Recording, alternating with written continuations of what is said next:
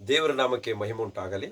ಈ ದಿನ ನೋಡುವಾಗ ಶುಭ ಶುಕ್ರವಾರ ಅಂತ ಅಂದರೆ ಇಡೀ ಪ್ರಪಂಚ ಶುಕ್ರವಾರಕ್ಕೆ ಮಾನ್ಯತೆ ಕೊಡ್ತದೆ.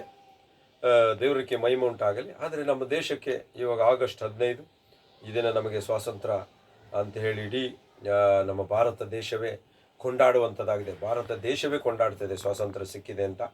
ಆದರೆ ನಿಜವಾದ ಸ್ವಾತಂತ್ರ್ಯ ನಮಗೆ ಸಿಕ್ಕಿದೆ ಅಂತ ನಾವು ಯೋಚನೆ ಮಾಡಬೇಕಾಗುತ್ತೆ. ನಿಜವಾದ ಸ್ವಾತಂತ್ರ್ಯ ಇನ್ನೂ ಸಿಕ್ಕಿಲ್ಲ. ಯಾಕೆಂದರೆ ಒಂದು ವ್ಯಕ್ತಿ ನೋಡುವಾಗ ಸ್ವಾತಂತ್ರ್ಯ ಇದ್ರೂ ಅವನಿಗೆ ಎಲ್ಲ ಮೂಲಭೂತ ಹಕ್ಕುಗಳಿದ್ದಾವೆ, ಆದರೆ ಅದನ್ನು ಚಲಾಯಿಸೋದಕ್ಕೆ ಬಿಡ್ತಾ ಇಲ್ಲ. ನಾವು ನೋಡ್ತೀವಿ, ಅಂಬೇಡ್ಕರ್ ಅವರು ಕಾನೂನು ಪ್ರಕಾರವಾಗಿ ಜಾರಿಗೆ ತಂದಿದ್ದಾರೆ, ಆದರೆ ಅದಕ್ಕೂ ಸಹ ಮಾನ್ಯತೆ ಕೊಡ್ತಾ ಇಲ್ಲ ಜನ. ಭೇದಗಳು, ಮತಗಳು, ಜಾತಿ ಭೇದಗಳು ನಡೀತಾ ಇದೆ. ಆದರೆ ಇದೆಲ್ಲ ಹೋಗಲಾಡಿಸ್ಬೇಕು ಅಂದರೆ ನಾವು ನೋಡುತ್ತೇವೆ, ಈ ಲೋಕದಲ್ಲಿ ಒಬ್ಬರು ವ್ಯಕ್ತಿ ಜನಿಸಿ ಬಂದರು. ನೋಡಿ, ನಮಗೆ ಸ್ವಾತಂತ್ರ್ಯ ಸಿಗಬೇಕು ಅಂದರೆ ವ್ಯಕ್ತಿ ಅಂದರೆ ಗಾಂಧೀಜಿಯವರು ಬಂದು ಸ್ವಾತಂತ್ರ್ಯ ನಮಗೆ ದೊರಕಿಸ್ಕೊಟ್ರು ಅಂತ ನಾವು ಗ್ರಂಥಗಳಲ್ಲಿ ನಾವು ಓದುತ್ತೇವೆ. ಗಾಂಧಿ ಚರಿತ್ರೆಯಲ್ಲಿ ನಾವು ಸ್ವಾತಂತ್ರ್ಯ ಸಿಕ್ಕಿದ್ರಿಂದಲೇ ಎಲ್ಲರೂ ಸ್ವಾತಂತ್ರ್ಯ ದಿನಾಚರಣೆ ಇವತ್ತು ಮಾತ್ರ ಆಚರಣೆ ಮಾಡ್ತಾ ಇದ್ದಾರೆ. ಆದರೆ ನಿಜವಾದ ನಮಗೆ ಎನಿ ಟೈಮ್ ಸ್ವಾತಂತ್ರ್ಯ ನಮಗೆ ಸಿಕ್ಕಿದೆ ಅಂತ ನೀವು ತಿಳ್ಕೋಬೇಕು. ಅದಕ್ಕೆ ನೋಡುವುದಾದರೆ ನಮಗೆ ಈ ಲೋಕದಲ್ಲಿ ನಮಗೆ ಸ್ವಾತಂತ್ರ್ಯ ಇತ್ತಿಲ್ಲ. ಆದರೆ ಈ ಸ್ವಾತಂತ್ರ್ಯ ನಾವು ನೋಡುವಾಗ ನಿಜವಾದ ಸ್ವಾತಂತ್ರ್ಯ, ನಿಜವಾಗಿ ಲೈಫಲ್ಲಿ ಸ್ವಾತಂತ್ರ್ಯ ಬೇಕು ಅಂದರೆ ಅದು ಯೇಸು ಕ್ರಿಸ್ತನ ಮುಖಾಂತರ ನಮಗೆ ದೊರಕೋದಾಗಿರ್ತದೆ. ಅದು ಜೀವನ ಇಡೀ ನಾವು ಸ್ವಾತಂತ್ರ್ಯವಾಗಿ ಜೀವಿಸ್ಬೋದು.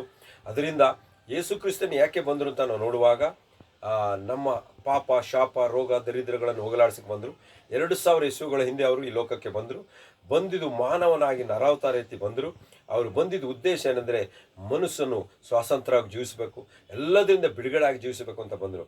ಪಾಪ, ಶಾಪ, ದರಿದ್ರ, ರೋಗ, ಅಸಮಾಧಾನ, ನಿತ್ಯವಾದ ನರಕದಿಂದ ಬಿಡುಗಡೆ ಮಾಡಲು ಬಂದರು ಯೇಸು ಸ್ವಾಮಿ. ಅವರು ಬಂದು 2000 ಇಸುಗಳಿಂದ ಈ ಲೋಕಕ್ಕೆ ಬಂದು ಅವ್ರನ್ನ ಶಿಲುಬೆ ಮೇಲೆ ಹಾಕ್ತಾರೆ, ಅವರು ಶಿಲುಬೆ ಮೇಲೆ ಸಾಯ್ತಾರೆ, 3 ದಿನ ಆಗಿ ಎದ್ದು ಬರ್ತಾರೆ, ಇವಾಗಲೂ ಜೀವಿಸ್ತಾ ಇದ್ದಾರೆ. ದೇವರಿಗೆ ಮಹಿಮೆ ಉಂಟಾಗಲಿ. ಯಾಕೆಂದರೆ ಹೇಳ್ತೀನಿ ಅಂದರೆ ಇವರು ನಮಗೆ ಸ್ವಾತಂತ್ರ್ಯ ಕೊಟ್ಟಿದ್ದಾರೆ.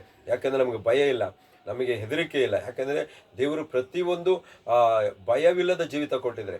ಆದರೆ ನಮಗೆ ಸ್ವಾತಂತ್ರ್ಯ ಸಿಕ್ಕಿದೆ ಅಂತ ನೋಡುವಾಗ ನಾವು ಭಯದಲ್ಲಿ ಇನ್ನೂ ಜೀವಿಸ್ತಾ ಇದ್ದೀವಿ ಲೋಕದಲ್ಲಿ. ಆದರೆ ಯೇಸು ಕ್ರಿಸ್ತನು ಈ ಭಯವನ್ನು ಹೋಗಲಾಡಿಸೋದಕ್ಕೋಸ್ಕರ ಈ ಲೋಕಕ್ಕೆ ಬಂದರು. ಮತ್ತು ಪಾಪ, ಶಾಪ, ರೋಗ, ದರಿದ್ರ ಯಾರು ನಂಬ್ತಾರೋ ಅವರಿಗೆ ಬಿಡುಗಡೆ ಇದೆ, ಪಾಪದಿಂದಲೇ ಬಿಡುಗಡೆ. ಯಾಕೆಂದರೆ ವಾಕ್ಯ ಹೇಳ್ತದೆ, ರಕ್ತ ಧಾರೆ ಇಲ್ಲದೆ ಪಾಪ ಪರಿಹಾರ ಇಲ್ಲ. ಸ್ವಾತಂತ್ರ್ಯ ಸಿಕ್ಕಬೇಕು ಅನ್ನುವಾಗ ನೋಡುವಾಗ ಗಾಂಧೀಜಿಯವರು ಪ್ರಾಣ ತ್ಯಾಗ ಮಾಡಿದ್ರು. ಇವಾಗ ನಾವು ನೋಡುತ್ತೇವೆ ಯೇಸು ಕ್ರಿಸ್ತನ್ ಯಾಕೆ ಬಂದರು ಅಂದರೆ ಅವರು ಪ್ರಾಣ ಮಾತ್ರ ಕೊಡಲಿಲ್ಲ, ಆತನ ಎಲ್ಲ ರಕ್ತವನ್ನು ಸುರಿಸಿ ಆ ರಕ್ತದಿಂದ ನಮ್ಮ ಪಾಪ ಪರಿಹಾರ ಆಗುತ್ತೆ. ಆತ ನಂಬುವಾಗ ನಮಗೆ ಪಾಪ ಪರಿಹಾರ ಆಗಿ ನಮಗೆ ನಿಜವಾದ ಸ್ವಾತಂತ್ರ್ಯ ಸಿಗುತ್ತೆ. ಪ್ರಿಯರೇ, ಯಾವುದಕ್ಕೂ ಭಯಪಡುವಂಥ ಅವಶ್ಯಕತೆ ಇಲ್ಲ. ದೇವ್ರ ನಾಮಕ್ಕೆ ಮಹಿಮುಂಟಾಗಲಿ.